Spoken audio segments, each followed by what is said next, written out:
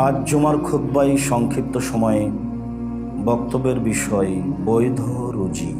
হালাল রুজি সম্পর্কে এক গুরুত্বপূর্ণ সংক্ষিপ্ত তথ্যবহল বিবরণের চেষ্টা করব ইনশাআল্লাহ। আজকে আপনারা এই মসজিদে বৃহত্তর চট্টগ্রাম অন্তর্গত খাগড়াছড়ি, বান্দরবন, আরও আশেপাশে ফেনী, কুমিল্লা ও বিভিন্ন জায়গা থেকে এই মসজিদে উপস্থিত হয়েছেন মূলত ভালোবাসা ও এসব কথাগুলি মেনে চলা ও সঠিক বলে মনে হয় মর্মে, যার কারণে আমি আল্লাহ তাআলার প্রশংসা করার পর রাসূল সাল্লাল্লাহু আলাইহি সাল্লামের প্রতি দরুদ ও সালামের পর আপনাদের আন্তরিকভাবে শুকরিয়া আদায় করি। জাযাকুমুল্লাহ খাইর। চট্টগ্রামের বিভিন্ন প্রান্ত থেকে, এলাকা থেকে অনেক কষ্ট করে অনেক মানুষ আপনারা উপস্থিত হয়েছেন। আল্লাহ আপনাদেরকে জাযায়ে খায়ের দান করুন। আমি খাকসার সাধারণ মানুষ। আপনাদের আবেগ দেখলে আপনাদের সাথে আমি জড়িয়ে সাক্ষাৎ করতে চাই, কিন্তু পরিস্থিতি আমার অনুকূলে হয় না। যারা আমাকে অন্তর থেকে ভালোবাসেন তারা মনে করেন যে হেফাজতে রাখতে হবে, দেখে থাকতে হবে, নিরাপদে রাখার চেষ্টা করতে হবে, সেটাও প্রয়োজন।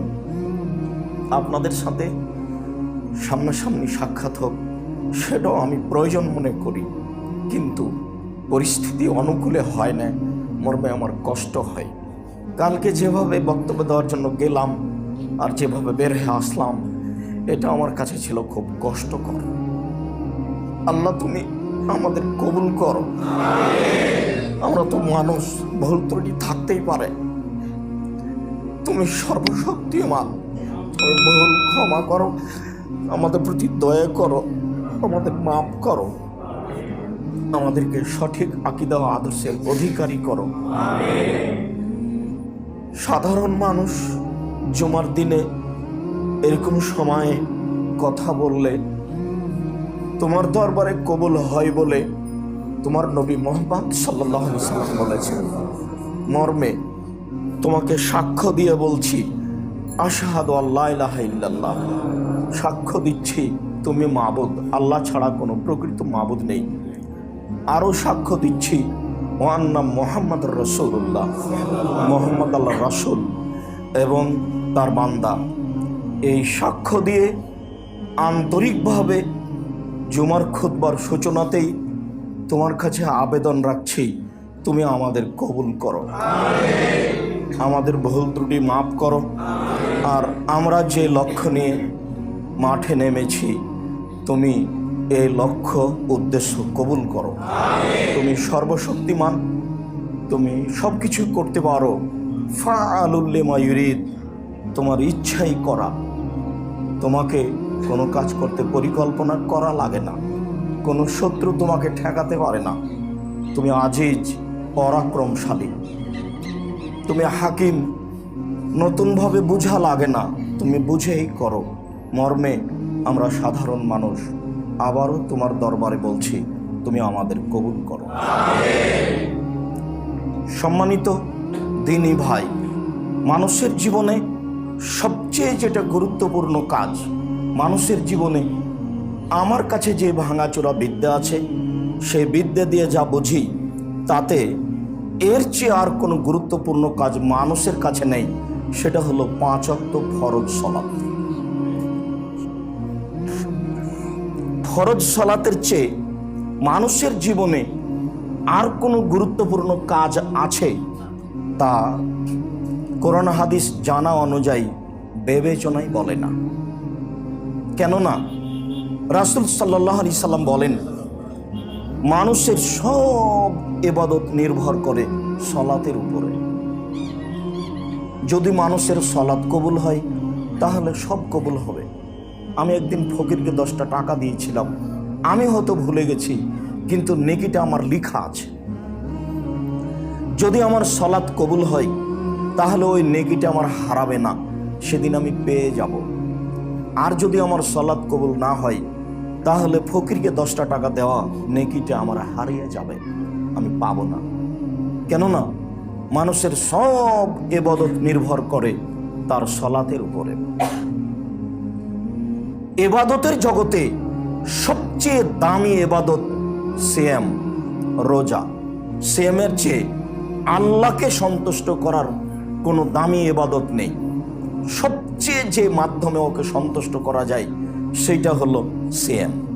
যার কারণেই রাসূল সাল্লাল্লাহু আলাইহি সাল্লাম বলেছেন, আমি বৃহস্পতিবার আর সোমবার সিয়াম পালন করা ভালোবাসি। কেন? সাপ্তাহিক রিপোর্ট এই 2 দিনে পেশ করা হয়, তো আমার মনটা চায় যে আমার রিপোর্টটা যখন পেশ করা হবে তখনও দেখুক যে আমি সিয়াম আছি। আমার মন এটা চাই যে রিপোর্টের সময় আমাকে দেখুক যে আমি সিয়াম আছি।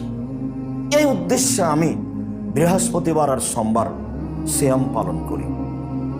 বাৎসরিক রিপোর্ট পেশ করা হয় শাবান মাসে। তা কোন দিন তা তার জানা ছিল না। বাৎসরিক রিপোর্ট ধরার জন্য তিনি শাবান মাসে বেশি বেশি সিয়াম পালন করতেন। সিয়াম যত দামি ইবাদত হোক না কেন, যদি সালাত না থাকে তাহলে বিচারের মাঠে সিয়াম বাতিল বলে গণ্য হবে।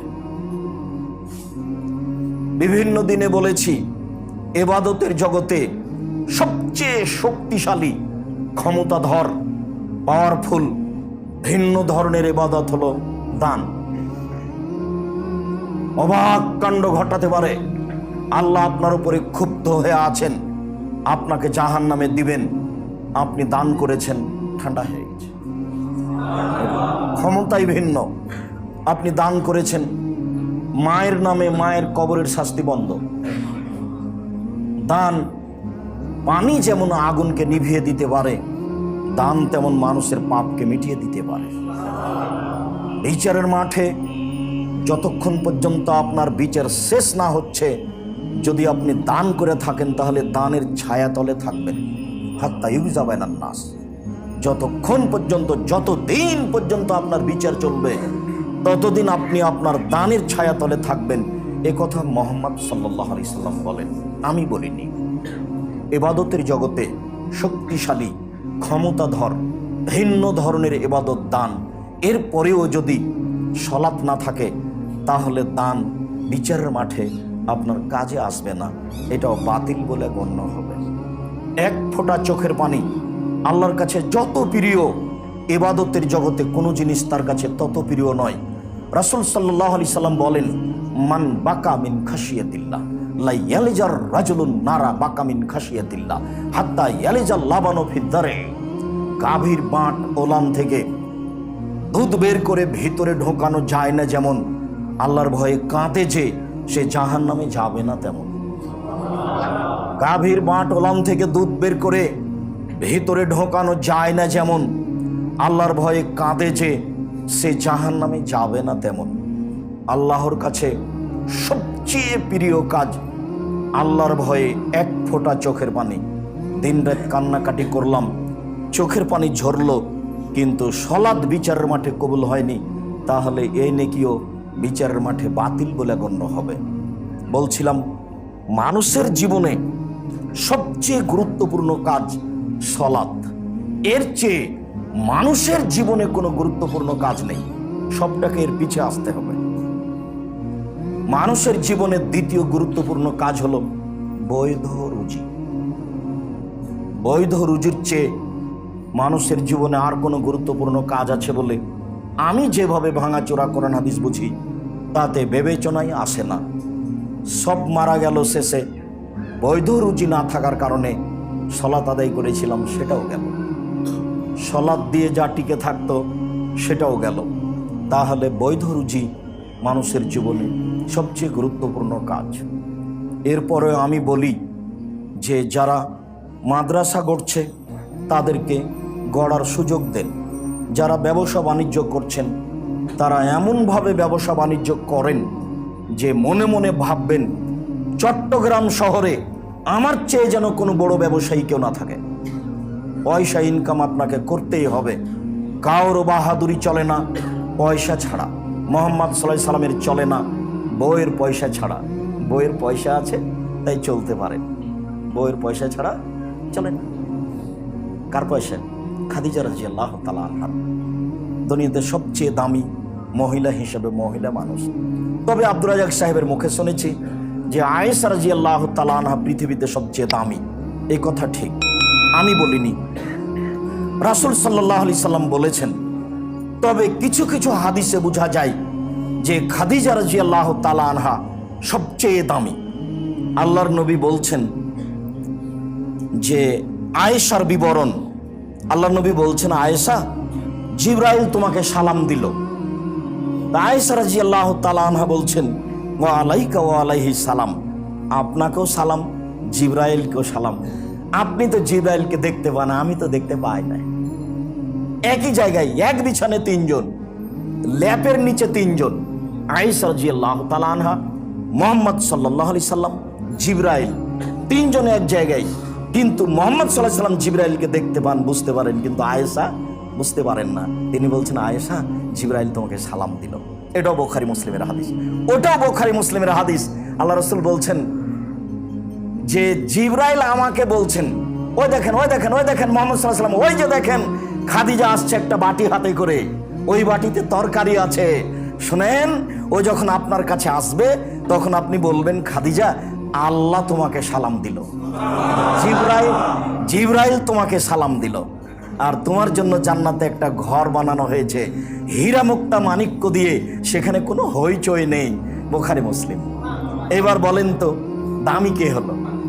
খাদিজা রাদিয়াল্লাহু তাআলা। আগের বারে আল্লাহ নবী বলেননি, আয়েশা, আল্লাহ তোমাকে সালাম দিল, জিবরাইল তোমাকে সালাম দিল। এইবার রাসূল সাল্লাল্লাহু আলাইহি সাল্লাম বলছেন, খাদিজা, আল্লাহ তোমাকে সালাম দিয়েছেন, জিবরাইল তোমাকে সালাম দিল। জিবরাইল বলল যে ওই যে একজন মহিলা আসছে, খাদিজা, তার হাতে একটা তরকারির বাটি আছে, ও আসলে বলে দিয়েন এই কথা। এটাও বুখারী মুসলিম, ওটাও বুখারী মুসলিম। তো ইনি হচ্ছেন স্ত্রী, বউয়ের টাকা পয়সা দিয়ে ধর্ম প্রচার করেন। আবার দেখা যায় যে উসমান রাদিয়াল্লাহু তাআলা আনহুর টাকা খুব বিপদে ব্যবহার করেন। বলছেন তাবুকের যুদ্ধে যেতে হবে 6 থেকে 800 কিলোমিটার পথ, কঠিন সময়, কে কি দিতে পারে? তোমার বলছেন অর্ধেক দিলাম, ভালো কথা। আবু বকর সিদ্দিক, আমি আর কি দিব, আল্লাহকে আর আপনাকে বাড়িতে রেখে সবই দিলাম, ভ্যান ভাড়া হবে না, কিন্তু যা বলেছেন তা দিয়ে আর কেউ ডিঙ্গিয়ে যেতে পারবে না, কিয়ামত পর্যন্ত পথ বন্ধ। আবু বকর সিদ্দিককে ডিঙ্গিয়ে যাওয়ার মানুষ আর কেউ হবে না, আর কোনো বাক্য নেই। আবু বকর সিদ্দিক রাদিয়াল্লাহু তাআলা আনহু যা বললেন।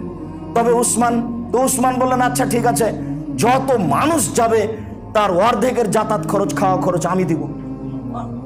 তো 30,000 মানুষ, তাহলে ধরে নিতে হয় 15,000 মানুষকে 15,000 উট দিবেন, 3 মাসের খাওয়া খরচ দিবেন, এর নাম টাকা। তাহলে কাজ হয় টাকা দিয়ে। মুহাম্মদ সাল্লাল্লাহু আলাইহি সাল্লাম দাওয়াত দিলেন আর টাকা দিলেন উসমান রাদিয়াল্লাহু তাআলা আনহু। রাসূল সাল্লাল্লাহু আলাইহি সাল্লামের চলে না টাকা ছাড়া, টাকা ইনকাম করতে হবে বৈধ পন্থায়, অনেক, যেই টাকা দিয়ে দিনের কাজ করতে হবে, এ কথাই ঠিক। ইবাদতের জগতে গুরুত্বপূর্ণ ইবাদত দান, রুজি বেশি উপার্জন করার চেষ্টা করতে হবে বৈধ পন্থায়। নিজে উপকৃত হব, ছেলে মেয়ে উপকৃত হবে, দ্বীনি প্রতিষ্ঠান, সঠিক আকীদা আদর্শ উপকৃত হবে। মর্মে টাকা থেকে ফিরে আসার কোনো পথ নেই। চিন্তা ভাবনা দিনরাত এটাই করতে হবে, বৈধ রুজি। সম্মানিত মসজিদের মুসল্লি, আমাকে দেখতে পান আর না পান, কিছুক্ষণ ধৈর্যের পরিচয় দিবেন, কেউ কথা বলবেন না, কষ্ট হবে, এ কথাই ঠিক। বসার জায়গা নেই, দাঁড়ানোর জায়গা নেই, সেখানে সুবিধা ভোগ করব, এটা হয় না। খুব কষ্ট করে হলেও মুখে না বলে একজন আর একজনকে মান্য করে মেনে নিয়ে একটু ধৈর্যের পরিচয় দেন। আল্লাহ আপনাদের কবুল করুক, আল্লাহুম্মা আমিন।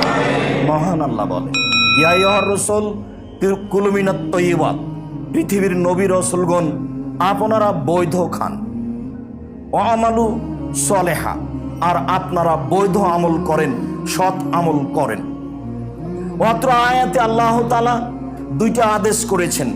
এক, নবী রাসূলকেও বৈধ রুজি খেতে হবে, এটা জরুরি আদেশ। দ্বিতীয় জরুরি আদেশ, সৎ আমল করতে হবে। সৎ আমল ছাড়া নবীরও আমল কবুল হবে না। আল্লাহ আমাদের নবীকে বলছেন, লাইন আশরাকতা লায়াবাতান্না আমালক, আপনি যদি শিরক করেন তাহলে আপনার আমল বাতিল হবে। যে আমল করছি সেটা যদি সৎ আমল না হয় তাহলে সে আমল বাতিল হবে। ধরুন মাগরিবের পরে 2 রাকাত সুন্নাত পড়লাম, এটা সৎ আমল। রাসূল সাল্লাল্লাহু আলাইহি সাল্লাম বলেছেন, জোহরের আগে 4, জোহরের পরে 2, মাগরিবের পরে 2, এশার পরে 2, ফজরের আগে 2, এই 12 সমান জান্নাতে একটি ঘর। এই 12 সমান জান্নাতে একটি ঘর। তাহলে মাগরিবের পরে হলো 2 রাকাত সৎ আমল, কিন্তু মাগরিবের পরে যদি 6 রাকাত সৎ আমল পড়ি তখন আর সৎ আমল হবে না, তখন হবে আমল, তখন তা হবে বিদাত, তখন আর রক্ষা হবে না কোনো ইবাদত, সব বাতিল বলে গণ্য হবে। রাসূল সাল্লাল্লাহু আলাইহি সাল্লাম বলেছেন, মান আওয়া মুহদাসান লা ইকবাল আনহু আদলা সারফ, কোন মানুষ যদি বিদাতের আশ্রয় দেয় তাহলে তার ফরজ ইবাদত কবুল হবে না, তার নফল ইবাদত কবুল হবে না, তার কোনো ইবাদতই কবুল হবে না। অথচ সে আল্লাহকে সন্তুষ্ট করার জন্য মাগরিবের পরে 6 রাকাত সুন্নাত পড়ে, তাকে বলে আওয়াবিন, সালাতুল আওয়াবিন। জি না, হাদিস জাল, মানুষের বানানো। এই আমল সৎ আমল নয়। আমল সৎ না হওয়া পর্যন্ত আল্লাহর দরবারে কবুল হবে না। ভিক্ষুককে আমি 10 টাকা দিলাম, এটাও আমল। কবরে পীর সাহেবের হাতে আমি 500 টাকা দিলাম, এটাও আমল। দুটাই আমল। সৎ আমল কোনটা? মহান আল্লাহ বলেন, ইয়া আইয়ুহার রাসূল কুলু মিনাত তাইয়্যিবাত, পৃথিবীর নবী রাসূলগণ শুনেন, আপনারা বৈধ খাবেন আর সৎ আমল করবেন, জরুরি আদেশ। কোন নবী যদি সৎ আমল না করেন তাহলে তার আমল বাতিল হবে, যদিও তাদের সরাসরি যোগাযোগ আল্লাহর সাথে মাধ্যম জিবরাইল আলাইহিস সালাম। জিবরাইলের মাধ্যমে তারা সরাসরি কথা বলতে পারেন, জিবরাইলের মাধ্যম দিয়ে। এরপরেও যদি তারা কোনো অসৎ আমল করেন তাহলে আল্লাহর দরবারে তা কবুল হবে না। আল্লাহ জোরালো আদেশ করলেন, তিনি বলেন, ইয়া আইয়ুহাল্লাযীনা আমানু, যারা বিশ্বাসী, পরকালকে বিশ্বাস করো, আল্লাহকে বিশ্বাস করো, নবীকে বিশ্বাস করো, ফেরেশতাকে বিশ্বাস করো, ভাগ্যকে বিশ্বাস করো, তারা শোনো, কুলু মিনাত তাইয়্যিবাতি মা রাযাকনাকুম, আমি যে রুজি দিয়েছি সেখান থেকে বৈধ খাও। আমি রুজি দিলেই তুমি খাবা এই কথা নয়, সেটা তোমার জন্য বৈধ হতে হবে। মানুষ যা কিছু খায় পৃথিবীতে, সাপ, ব্যাঙ, গরু, ছাগল, পশু প্রাণী, বিড়ি, তামাক, জর্দা, সিগারেট, যত পৃথিবীতে মানুষ খায় সবই আমার দেওয়া রুজি। তবে তোমরা যেটা খাবা সেটা বৈধ হতে হবে। যারা পরকালকে বিশ্বাস করো, আমি তোমাদেরকে আদেশ করলাম। আয়াতে বোঝা যায় মানুষকে সতামল করতে হবে, বৈধ রুজি খেতে হবে। আবু হুরায়রা রাদিয়াল্লাহু তাআলা আনহু বলেন, রাসূল সাল্লাল্লাহু আলাইহি ওয়াসাল্লাম বললেন, ইন্নাল্লাহ তাইয়্যিব, আল্লাহ হলেন পবিত্র, লা ইয়াকবালু ইল্লা তাইয়্যিবা, আল্লাহ বৈধ পবিত্র ছাড়া কবুল করেন না। এই পর্যন্ত বলার পরে কবুল করেন না মর্মে একটা উদাহরণ দিচ্ছেন আল্লাহর নবী। সুমা যাকারা রাজুলা, তারপর তিনি একটা লোকের কথা বলেন, ইতিলি সাফারা, যে লোকটা লম্বা সফরে রয়েছে, আশা আকবারা, মাথার চুলগুলি এলোমেলো হয়ে গেছে, ঠিক মতো গোসল করেনি, ঠিক মতো চিরুনি করেনি, চুল এলোমেলো, বিপদে পড়েছে। অয়ামুগ্ধ ইয়াদাইহে, আল্লাহর দরবারে হাত তুলে প্রার্থনা করে বলছে, রব্বি, হে আমার প্রতিপালক, আমি বিপদগ্রস্ত। রাসূল সাল্লাল্লাহু আলাইহি সাল্লাম বলেন, মাতামুহু হারাম, তার খাদ্য আছে হারাম, মাশরাবুহু হারাম, তার পানি আছে হারাম, মালবাসুহু হারাম, তার পোশাক হারাম, অগজিয়া বিল হারাম, তার জীবিকা নির্বাহ হারাম, আন্না ইস্তাজাবু লাহু, তার দোয়া কি করে কবুল হতে পারে? মুসলিম। বিবরণে বোঝা যায় তার দোয়া কবুল হবে না। প্রথম কথা, লোকটা মুসাফির, যারা সফরে থাকে তাদের দোয়া আল্লাহর দরবারে কবুল হয়। দ্বিতীয় কথা, লোকটা বিপদগ্রস্ত। বিপদগ্রস্ত লোক যখন আল্লাহকে কোনো কথা বলেন তখন তার কথা আল্লাহ মেনে নেন। তৃতীয়, লোকটা হাত তুলে দোয়া করছে। মানুষ যখন হাত তুলে দোয়া করে তখন খালি হাত ফিরিয়ে দিতে আল্লাহ লজ্জা পান। লোকটা আমার কাছে হাত তুলে কথা বলে, আমি কেমনে ফিরিয়ে দিই? যাও, আমি তোমার হাত ফিরিয়ে দিলাম না, তুমি যা চাচ্ছ সেটাই দিয়ে দিলাম। সর্বশক্তিমান আল্লাহ আলা কুল্লি শাইইন কাদির, তিনি সব কিছু করতে পারেন, পরাক্রমশালী আজিজ কাদির সত্তা বলেন। মানুষ যখন হাত তুলে দোয়া করে, আমি তার খালি হাত ফিরিয়ে দিতে লজ্জা পাই। বুখারী মুসলিমে প্রায় হাত তুলে দোয়া করার হাদিস রয়েছে 36টি। আইনে রাসূল সাল্লাল্লাহু আলাইহি সাল্লাম দোয়া অধ্যায় বইয়ে প্রায় ধারাবাহিকভাবে 40টি হাদিস পেশ করা হয়েছে হাত তুলে দোয়া করার। 16টি স্থান উল্লেখ করা হয়েছে। উল্লেখযোগ্য স্থান, ইব্রাহিম আলাইহিস সালাম আহাল পরিবারের জন্য হাত তুলে দোয়া করলেন। তিনি বললেন, আল্লাহুম্মা ইন্নী আসকানতু মিন যুররিয়াতি বিওয়াদিন গায়রি যি দারিন ইনদা বাইতিকাল মুহাররাম। আল্লাহ, তোমার আদেশে আমার পরিবারের কিছু অংশকে তোমার কাবা ঘরের পাশে এমন এক জায়গায় রেখে দিলাম যেখানে মানুষজন তো নেই, ঘাস পাতাও নেই। একটু আগে তার স্ত্রী বললেন, তিনি আগে আগে হাঁটছেন, স্ত্রী পিছনে পিছনে হাঁটছেন। পিছন থেকে বলছেন, আইনা তাযহাব ইব্রাহিম, ইব্রাহিম কোথায় যাচ্ছেন? আইনা তাযহাব ইব্রাহিম, ইব্রাহিম কোথায় যাচ্ছেন? অতাতরকুনা ফি হাযাল ওয়াদি লাইসা ফিহি সালাশা, আপনি আমাকে এমন একটা উপত্যকায় ছেড়ে যাচ্ছেন যেখানে মানুষজন তো নেই, ঘাস পাতাও নেই। আপনি আমাকে কিছু বলবেন না? একটা দুধের বাচ্চা এভাবে আমাকে রেখে যাচ্ছেন, মানুষজন নেই, গরু ছাগল পশু প্রাণী আছে বুঝতে পারি না, ঘাস পাতাও নেই, এরকম একটা জায়গা আমাকে ছেড়ে চলে যাবেন, আমাকে কিছু বলবেন না? এতবার বলার পরেও ওয়ালা ইয়ালতাফিতু ইলাইহা, ইব্রাহিম আলাইহিস সালাম তার দিকে আর ঘুরে দেখছেন না। নিরুপায় হয়ে স্ত্রী বলছেন, আমারাকাল্লাহ হাদা, আপনাকে কি আল্লাহ এইভাবে চলে যেতে বলেছেন? আমি বুঝলাম না এত নিষ্ঠুরতার কারণ কি। আপনাকে কি আল্লাহ এইভাবে চলে যেতে বলেছেন? ওই দিকে মুখ করে বলছেন নাম। হ্যাঁ, এছাড়া আর কিছু ইব্রাহিম আলাইহিস সালাম বলেননি। তখন তিনি বলছেন, ফালা ইউযাজ্জিলুল্লাহু তাআলা, আচ্ছা ঠিক আছে, যেহেতু আল্লাহ আপনাকে চলে যেতে বলছেন, তাহলে আমাকে আল্লাহ ধ্বংস করবেন না, ঘাস পাতা থাকার না থাকে। যিনি আপনাকে চলে যেতে বলেছেন তারই জিম্মেদারিতে আমি আছি। ঘাস পাতা না থাকলে কি হবে? আমি এই মরুভূমিতেই থেকে যাব, আল্লাহ আমাকে ধ্বংস করবেন না, এই কথা হাজেরা বলেন। সম্মানিত দিনী ভাই বোন, মানুষের যখন আল্লাহর উপরে ভরসা হয় তখনই মানুষ এরকম কিছু করতে পারে, বলতে পারে। এইভাবে আহাল পরিবারকে ছেড়ে যাওয়ার পরেও তিনি নিশ্চিত হচ্ছেন না।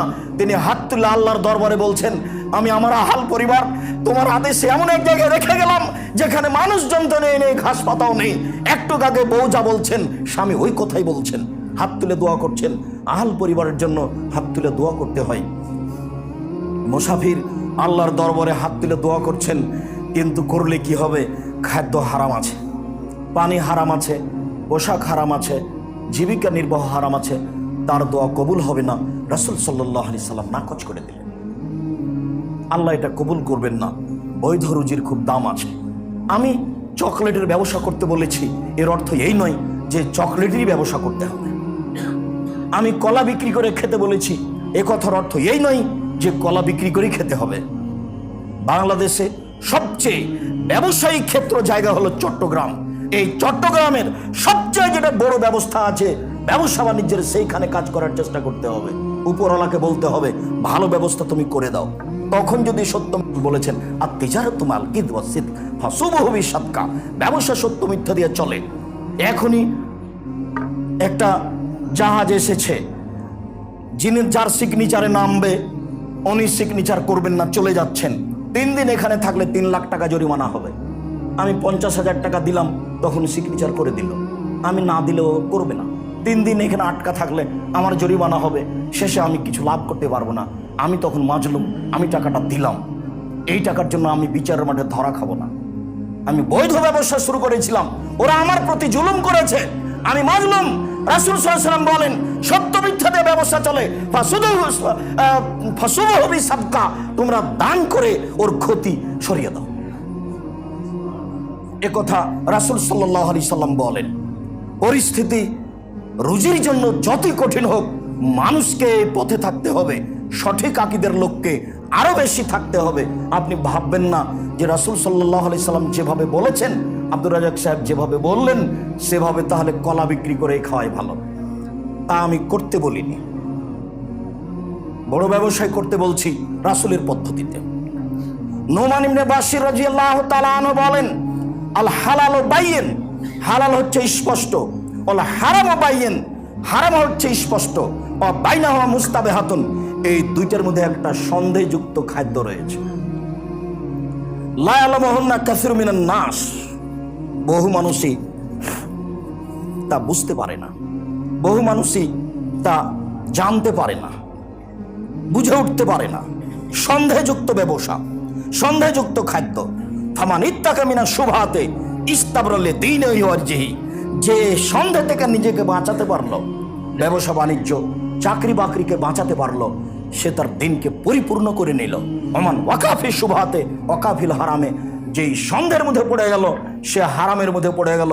চূড়ান্ত সিদ্ধান্ত নেই যার, সেটা চূড়ান্ত হারাম। চূড়ান্ত সিদ্ধান্ত নেই যার, সেটা চূড়ান্ত হারাম। চূড়ান্ত সিদ্ধান্ত নেই যার, সেটা চূড়ান্ত হারাম। এটাই ভাবতে হবে। যদিও হুজুর বলেছেন জর্দা খাওয়া মাকরুহ, যে হুজুর কিন্তু হালাল বলেননি। হুজুর বলেছেন যে খাওয়া মাকরুহ, অপছন্দ, খারাপ। মাকরুহ মানে খারাপ, তো হুজুর তো আর হালাল বলেননি। আব্দুর রাজাক সাহেব বলেছেন হারাম, শুধু হারাম বলেননি। আব্দুর রাজাক সাহেব বলেছেন যে রাসূল সাল্লাল্লাহু আলাইহি সাল্লাম বলেছেন 3 শ্রেণীর মানুষ জান্নাতে যাবে না। তার এক শ্রেণীর মানুষ হচ্ছে মদমিনুল খামর, যারা নিয়মিত বিড়ি, তামাক, জর্দা, সিগারেট, গুল, নেশাদার দ্রব্য খায়, পান করে, তারা জান্নাতে যাবে না। মদমিনুল খামর, যারা নিয়মিত নেশাদার দ্রব্য পান করে। একজন হুজুর বললেন যে বিড়ি সিগারেট যে নেশাদার দ্রব্য, তার কি প্রমাণ? তো কথা তো উনি ঠিকই বলছেন, হাদিসও লিখা নাই বিড়ি সিগারেট, কোরআনও লিখা নাই, উনি তো ঠিকই বলছেন। কিন্তু রাসূল সাল্লাল্লাহু আলাইহি সাল্লাম বলেছেন মাসকারা কাসীরুহু ফাকালিলুহু হারাম, যেটা বেশি খেলে বিবেকের ক্ষতি হবে তার কমও হারাম। এটাও তো হাদিস, এটাও তো সহিহ হাদিস। তাহলে এইটার মাপে তুলে দেন, দিয়ে মাওলানা সাহেবকে 250 কেজি জর্দা খাওয়ান। 250 কেজি জর্দা খাওয়ার পরে যদি বিবেকের ক্ষতি না হয়, তাহলে সত্যই জর্দা হালাল জিনিস। জর্দার কথা তো আর কোরআন হাদিসে লেখা নেই, কিন্তু এমন বাক্য আল্লাহ রাসূল বলেছেন যেটা সারা পৃথিবীতে সব জায়গাতেই চলবে, সে যে ভাষারই হোক না কেন, এই বাক্য সব জায়গায় চলবে। তিনি বললেন মাসকারা কাসীরুহু ফাকালিলুহু হারাম, যে জিনিস বেশি খেলে বিবেকের ক্ষতি হবে তার একটা কণাও হারাম। ওই হাদিসের ভিত্তিতে এই হাদিসের অনুবাদ করা আছে যে বিড়ি, তামাক, জর্দা, সিগারেট, গুল, নেশাদার দ্রব্যকে যদি পান করে তাহলে সে জান্নাতে যাবে না। এই কথা রাসূল সাল্লাল্লাহু আলাইহি সাল্লাম বলেন। আমি অনুবাদক। 2, রাজারাতু মিনান নিসায়ে, পুরুষের বেশধারী নারী, যারা পুরুষের জুতা স্যান্ডেল পরে, যারা পুরুষের শার্ট প্যান্ট পরে, যারা পুরুষের পোশাক পরে, যারা পুরুষের মতো হয়ে চলার চেষ্টা করে, তারা জান্নাতে যাবে না। এই কথা রাসূল সাল্লাল্লাহু আলাইহি সাল্লাম বলেছেন। এটা চূড়ান্ত সিদ্ধান্ত। 3, দায়ুস। আমি আর আপনি মধ্যে থেকে পড়ে গেছি। খুব চেষ্টা করেছিলাম, তাহাজ্জুদও পড়ি, তাসবিহ তাহলিলও করি, হজও কয়েকবার করেছি, উমরা তো যাই, কিন্তু মেয়েটা ঢাকা বিশ্ববিদ্যালয়ে পড়ে আর একজনের সাথে ঘুরে। যার বাড়িতে পরিবারে বেহায়াই আছে সে হলো দায়ুস। দায়ুসের তর্জমা রাসূল সাল্লাল্লাহু আলাইহি সাল্লাম বলেন আল্লাযী ইউকিররু ফি আহলিল খাবাসা, যে তার বাড়িতে বেহায়াইর সুযোগ দিয়েছে সে হলো দায়ুস। এই 3 শ্রেণীর মানুষ জান্নাতে যাবে না। মর্মে সন্দেহ থেকে বেঁচে থাকার জন্য অনুরোধ জানাচ্ছি। বিড়ি, তামাক, জর্দা, সিগারেট সন্দেহযুক্ত হলেও চূড়ান্ত হারাম, আর যদি স্পষ্ট হালাল হয়, হারাম হয়, তাহলে তো কোনো কথাই নেই। আমি আব্দুর রাজ্জাক বিন ইউসুফ ওই হাদিসের ভিত্তিতে একে চূড়ান্ত হারাম বলেই ফতোয়া দিয়ে আসছি। আল্লাহ তুমি সঠিক বুঝে আমল করার তৌফিক দান করো। আল্লাহুম্মা আমিন। আল্লাহুম্মা সাল্লি আলাইহি, আল্লাহুম্মা বারিক আলাইহি।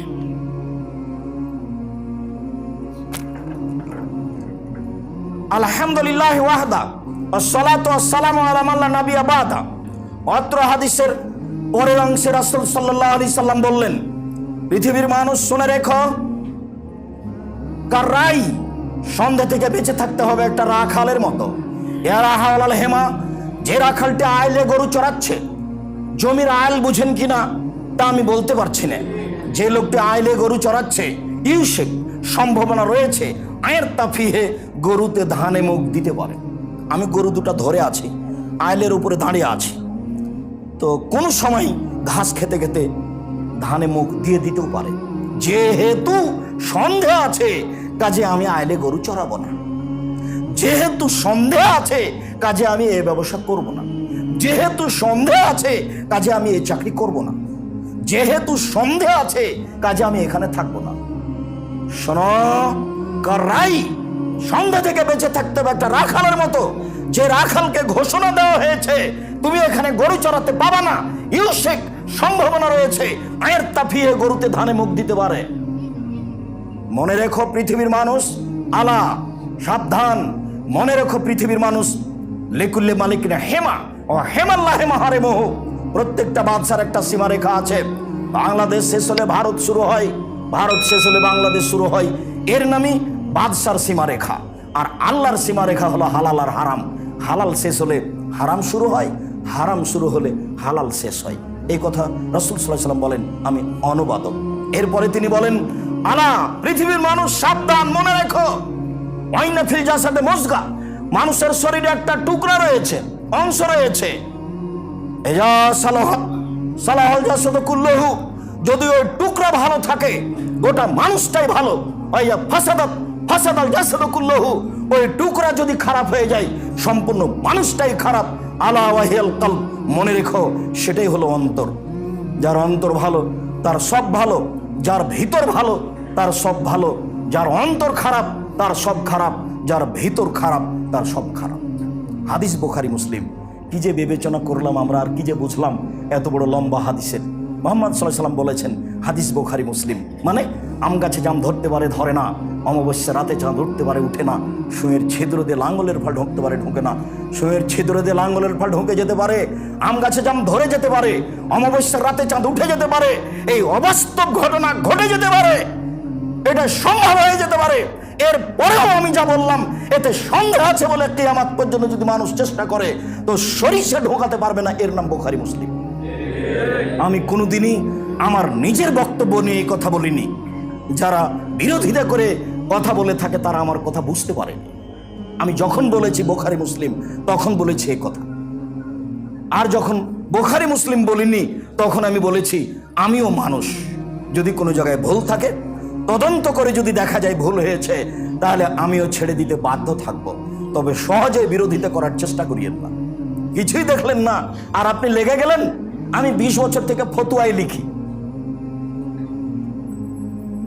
আমি 30 বছর থেকে দেখে কথা বলার চেষ্টা করি। 90 সাল থেকে আমি মাঠে আছি। দীর্ঘ 90 সাল থেকে আজ পর্যন্ত আমি জাতির সামনে একটা অপ্রয়োজনীয় বাক্য বলার চেষ্টা করিনি। আমি কোনোদিন কারো বদনাম করিনি, এ আলেমের কথা চলবে, এ আলেম সে। আমি কোনোদিন মাযহাবের কথা বলিনি। আমার 30 বছরের বক্তব্য কোনো মাযহাবের কথা নেই। আমি কাউকে ঘৃণা করে কোনোদিন কথা বলিনি। তবে আমাকে যখন জিজ্ঞাসা করা হয়েছে মাযহাব মানা যাবে কিনা, তখন আমি বলেছি আপনি যে মাযহাব মানেন ভালো কথা মানেন, কিন্তু বিচারের মাঠে যদি আল্লাহ ইমাম আবু হানিফা রাহিমাহুল্লাহকে বলেন যে আপনি কি কাউকে বলেছিলেন যে আমাকে মেনে চলেন, তখন যদি ইমাম আবু হানিফা রাহিমাহুল্লাহ বলেন না না না না আমি কাউকে মানতে বলিনি, তখন আপনার কি হবে? আমি জিজ্ঞাসার উত্তরে এক কথা বলেছি। আমি বলেছি রাসূল সাল্লাল্লাহু আলাইহি ওয়াসাল্লাম বললেন বাল্লিগু আন্নী ওয়ালা আয়া, পৃথিবীর মানুষ তোমাদের একটা কথা জানা থাকলে অন্যকে বলো। জরুরি আদেশ। বাম হাতে একটা লোক চা পান করছে, দেখলে আপনাকে বাধা দিতে হবে, এটা জরুরি আদেশ। ওয়া হাদিসুন বানি ইসরাঈল ওয়ালা হারাজ, বানি ইসরাইলের কাহিনী বলো, কোনো দোষ নেই, ভালো কথা। আল্লাহর নবী আমাদেরকে দাওয়াত দিতে বললেন। 3 নম্বর বাক্যে বলছেন ওমান কাযাবা আলাইয়া মুতাআম্মিদান ফালিয়াতাবাওয়া মাকাদাহু মিনান নার, কেউ যদি কোনো কথা আমার নামে বলে তাহলে তার থাকার জায়গায় জাহান্নাম। উনি নিজেই বললেন যে আমার একটা কথা জানা থাকলে অন্যকে বলো। উনি নিজেই বললেন বানি ইসরাইলের কাহিনী বলো। উনি আবার বলছেন যে কেউ যদি কোনো কথা আমার নামে বলে সেই কথা যদি আমার না হয় তাহলে তার থাকার জায়গায় জাহান্নাম। তখন আমি বলেছি আল্লাহুম্মা সাল্লি আলা সাইয়্যিদিনা মাওলানা নাবিয়ানা মুহাম্মদ। আমি বলতে নিষেধ করিনি, আমি বলেছি এই দুরূদ যদি নবীর না হয় তাহলে আপনার কি হবে? তো আপনি মানুষকে বলার আগে এটা চূড়ান্ত করেন যে এটা নবীর, তারপরে আপনি বলেন আবু হুরায়রা রাদিয়াল্লাহু তাআলা আনহু বলেন নবী করিম সাল্লাল্লাহু আলাইহি সাল্লাম বলেছেন, আল্লাহুম্মা সাল্লি আলা সাইয়্যিদিনা মাওলানা নাবিয়ানা মুহাম্মদ। আবু দাউদ। হাদিসে তো হাদিস সহিহ বললেই তো হলো। আর যদি না হয় তাহলে আপনার কি হবে, এইটা আমার কথা। আপনি বলেন, দিন রাত মানুষ করুক, বলুক, বিচার তো একদিন হবেই। বিচার তো হবে একদিন। সেদিন বড় জুব্বা দিয়ে কোনো কাজ করতে পারবে না সে। টুপি যত দামি হোক, জুব্বা যত দামি হোক, পাগড়ি যত দামি হোক না কেন, সেদিন টিকে থাকার মতো কোনো মানুষের ক্ষমতা থাকবে না। কোনো ব্যক্তিকে দেখে বিচার হবে না। ফেরাউনের হাত পিছন দিকে বাঁধা থাকবে, কেউ খুলতে পারবে না। রানী এলিজাবেথের হাত পিছন দিকে বাঁধা থাকবে, ইন্দিরা গান্ধীর হাত পিছন দিকে বাঁধা থাকবে। কারো বাবার ক্ষমতা নেই হাত খুলে দিতে পারে। তার নাম বিচারের মাঠ। আজ কোন মানুষের কোনো উপকার করতে পারবে না। একচ্ছত্র মালিকের আমার হাতে। আইনাল জাব্বার, আইনাল মুতাকাব্বির। স্বৈরাচারী, স্বেচ্ছাচারী, অহংকারী বদমেজাজিরা কোথায়? আনা মালিকুল আমলাক, আমি হচ্ছে রাজাধিরাজ। আজ তো আপনি বুঝতে পারছেন না যে বিচারের মাঠে আল্লাহ কত শক্ত হয়ে আসবেন, কত কঠিন হয়ে আসবেন। কাজেই আপনার অত দুশ্চিন্তা ভোগ করার কিছু নেই যে সবাই তো দেখছি এরকম করছে, ভুল পথে আছে বলে মনে হচ্ছে, তাহলে আর বিচার কি হবে? জি না, বিচার হবেই। আর সবাকে ভুল পথে থেকে নিরাশা হবেন না। ইব্রাহিম আলাইহিস সালাম বলছেন, দেখো আমি কিন্তু বলে দিয়েছি তুমি আমার বোন। ফালা তুকাযযিবি বিহাদিসি, দেখো সারা, তুমি আমাকে মিথ্যুক প্রমাণ করো না। আমি কিন্তু বলে দিয়েছি আন্নাকে উখতি, তুমি আমার বোন। এখন তোমাকে যদি জিজ্ঞাসা করে যে এইটাকে, তুমি যদি বলো আমার স্বামী, তাহলে তুমি মিথ্যুক হয়ে যাব। দেখো সারা, তুমি আমাকে মিথ্যুক প্রমাণ করো না। তবে সারা মনে রেখো, এই মাটির উপরে মাত্র দুজন মুসলমান, আমি আর তুমি। এই হিসাবে আমরা ভাই বোন তো বটে। তো তুমি আমাকে মিথ্যুক প্রমাণ করো না। সারা পৃথিবীতে মানুষ হিসাবে দামি মানুষ বলতে হয়। কেননা বিচারের যখন জিবরাইল আলাইহিস সালাম নিয়ে গেলেন আমাদের নবী মুহাম্মদ সাল্লাল্লাহু আলাইহি সাল্লামকে সপ্তম আকাশের উপরে, প্রথম আকাশে গিয়েই জিবরাইল বলছেন, হুয়া আদম হুয়া আবুকা ফাসাল্লিম আলাইহি, মুহাম্মদ ইনি আপনার বাপ, আপনি তাকে সালাম দেন। তখন আমাদের নবী একটু আগে গিয়ে বলছেন, আসসালামু আলাইকুম ইয়া আবি, আব্বা আপনাকে সালাম। তখন আদম আলাইহিস সালাম বলছেন, ওয়া আলাইকাস সালাম ইবনি সলিহ নবিয়্যুস সলিহ, ও আমার সৎ ছেলে, তোমাকেও সালাম। সপ্তম আকাশের উপরে গিয়ে জিবরাইল আলাইহিস সালাম বলছেন, হুয়া ইব্রাহিম হুয়া আবুকা ফাসাল্লিম আলাইহি, ইনি ইব্রাহিম, ইনি আপনার বাপ, আপনি তাকে সালাম দেন। তা আমাদের নবী মুহাম্মদ সাল্লাল্লাহু আলাইহি ওয়াসাল্লাম আগিয়ে গিয়ে বলছেন, আসসালামু আলাইকুম ইয়া আবি, আব্বা আপনাকে সালাম। তখন ইব্রাহিম আলাইহিস সালাম বলছেন, ওয়া আলাইকাস সালাম ইয়া আবি ইয়া ইবনি নবিয়্যুস সলিহ, ও আমার সৎ ছেলে, সৎ নবী, তোমাকেও সালাম। তাহলে কত বড় সম্মানী মানুষ ইব্রাহিম আলাইহিস সালাম, কত বড় সম্মানী মানুষ ইব্রাহিম আলাইহিস সালাম। এত বড় মানুষ কাউকে হেদায়েত করতে পারেননি সেই পর্যন্ত। বলছেন যে সারা মাত্র দুইজন মুসলমান। আপনাকে কি বলতে চাচ্ছে বুঝতে পেরেছেন? তার মানে তার একজন দিয়ে চলে, শুধু বউ দিয়ে চলে, আর আপনার এত লোক আছে তবুও চলে না। আপনি এত নিরাশা হতে যাচ্ছেন কেন যে সবাই যে ভুল পথে, তো এইভাবে আমি আর একাই ঠিক পথে থেকে কি হবে? আব্দুর রাজ্জাক সাহেব যেভাবে বলছেন তাতে শুধু আমি ঠিক পথে আছি, আর তো কাউকে দেখি না, তো নিরাশা হবেন কেন? এত বড় মানুষ, বউয়ের উপরে সন্তোষ, দেখে একজন তো আছে, দেখো তুমি আর আমি, আর কেউ নেই। নিরাশা হবেন না। যদি অন্তর ত্রুটি থাকে তাহলে গোটা মানুষটাই খারাপ, যদি অন্তরটা ভালো থাকে গোটা মানুষটাই ভালো। আবু হুরায়রা রাদিয়াল্লাহু তাআলা আনহু বলেন, রাসূল সাল্লাল্লাহু আলাইহি সাল্লাম বলেছেন, ইয়াতি আল্লাহর নাস জামানুন, অচিরে মানুষের উপর একটা সময় চলে আসছে, লা ইউবালিন নাস, মানুষ পরোয়া করবে না পয়সা উপার্জন করতে, ব্যবসা বাণিজ্য করতে, চাকরি বাকরি করতে, আমিনাল হালাল আমিনাল হারাম, এইটা কি বৈধ, এইটা কি অবৈধ, এটা মানুষ বিবেচনা করবে না। টাকা হলেই হলো, সেটা যে কোনো ইন্স্যুরেন্স হোক, সেটা যে কোনো ব্যবসা হোক, সেটা যে কোনো ব্যাংকিং ব্যবস্থা হোক। আমি বলেছি এদেশের মাটিতে বৈধ পথে কোনো ব্যাংকিং ব্যবস্থা চলে তা আমার জানা নাই। অতএব ব্যাংকে টাকা জমা রাখা আর ব্যাংকে চাকরি করা দুটো এক নয়। স্বেচ্ছায় এখানে পয়সা উপার্জন করবেন আর বলবেন এটা 100 হালাল, তা হতে পারে না। আবার বলেছি, এ দেশে এমন কোনো ইন্স্যুরেন্স নেই যেটা বৈধ পথে আছে। আপনি ধর্মের নাম দিয়ে একটা ইন্স্যুরেন্স খুলবেন, সেখানে বৈধ আছে কিছু মনে করবেন, এ কথা ঠিক নয়। রাসূল সাল্লাল্লাহু আলাইহি সাল্লাম ব্যবসাকে পছন্দ করেছেন, জমি চাষকে অপছন্দ করেছেন। জমি চাষ জায়েজ, সাধারণ ব্যবসা দিয়ে, বড় ব্যবসা দিয়ে রুজি উপার্জনের চেষ্টা করবেন। অচিরে এমন পথ চলে আসবে, মানুষ পরোয়া করবে না এই পথ উপার্জনের ব্যাপারে বৈধ না অবৈধ। হাদিস বুখারী মুসলিম। সেই সময় এখন যারা টাকা ইনকাম করছে তারা বিবেচনা করে না এটা ঠিক না ঠিক। রাসূল সাল্লাল্লাহু আলাইহি সাল্লাম বলছেন, বসেতা তালাইকুম কামা বসেতাত মান কানা কাবলাকুম। তোমরা দরিদ্র হয়ে যাবা, ফকির হয়ে যাবা, এই ভয় আমি মুহাম্মদ সাল্লাল্লাহু আলাইহি সাল্লাম করি না। ফকির হয়ে যাবা তাতে কি, জান্নাত তো আছেই। দরিদ্র হয়ে যাবা তাতে কি, আমি এই ভয় করি না। তবে আমি ভয় করি যে বসেতা তালাইকুমুদ দুনিয়া, পৃথিবী তোমাদের সামনে তুলে ধরা হবে। তোমরা দেখতে পাবা যে খালি পয়সার পয়সা, উপার্জন আর উপার্জন, প্রযুক্তি আর প্রযুক্তি, টাকার টাকা, এইভাবে তোমাদের তুলে ধরা হবে। তখন তোমরা এই পয়সা উপার্জনের মাঠে নেমে যাবা, প্রতিযোগিতায় নেমে যাবা, কে কত টাকা ইনকাম করতে পারে। বসেতা তালাইকুমুদ দুনিয়া, প্রযুক্তি তোমাদের সামনে তুলে ধরা হবে।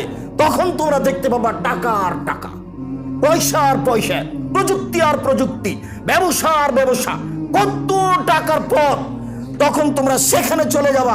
তুহলিকুকুম কামা হালাকাতহুম, এই পয়সা, এই দুনিয়া তোমাদেরকে ধ্বংস করে দিবে যেমন ভাবে পূর্বের মানুষকে ধ্বংস করেছে। হাদিস তো বুখারী মুসলিম। এই বাক্যের বিবেচনা আপনি কি করবেন, করেন এখন? আমি তো অনুবাদক, তো বুঝলাম তো যে প্রযুক্তি তুলে ধরা হবে। কত প্রযুক্তি নেবেন আপনি? এই 15 বছরে যদি এত প্রযুক্তি হয়, তাহলে আরো 20 বছর পরে কত হবে? কত হিসাব করতে পারবে না মানুষে। টাকা পয়সার কত পথ বের হবে। এইভাবে জেনা ব্যভিচার বেড়ে যাবে। 20 বছর আগে তো মানুষ বুঝতে পারেনি। রাসূল সাল্লাল্লাহু আলাইহি সাল্লাম বলেছেন যে একটা ডালিম খাবে একটা গ্রাম, আর একটা গাভীর দুধ খাবে একটা বংশ। একটা গাভীর দুধ খাবে একটা বংশ, একটা ডালিম খাবে একটা বংশ, আর একটা